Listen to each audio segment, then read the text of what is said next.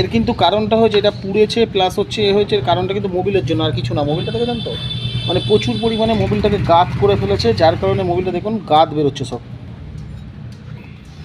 এবার চলুন আমি একে একে এগুলো ফিটিংস করি, সেলফের পেনিয়ামগুলো ভালোভাবে ফিটিংস করি, ফিটিংস করে আপনাদেরকে দেখাই। দেখুন আমি ফিটিংস করছি, আমার এক হাতে মোবাইল, এদিকে দেখুন 24 নম্বর গুটি ধরেছি একটা, এদিকে ধরেছি 17 নম্বর একটা রেঞ্জ। ফিটিংস করব আমি এখানের এই পেনিয়ামগুলো সব মিলিয়ে নেব, মিলিয়ে নিয়ে আপনাদেরকে দেখাবো যে কীভাবে আমি পেনিয়ামগুলো মিলিয়ে নিয়েছি, কীভাবে করেছি দেখাবো, আপনাদেরকে বুঝিয়ে দেবো। যেহেতু এক হাতে মোবাইল আমি দেখাতে পারছি না, আপনাদেরকে সব বুঝিয়ে দিচ্ছি। আমি আগে ফিটিংসটা করে নিই।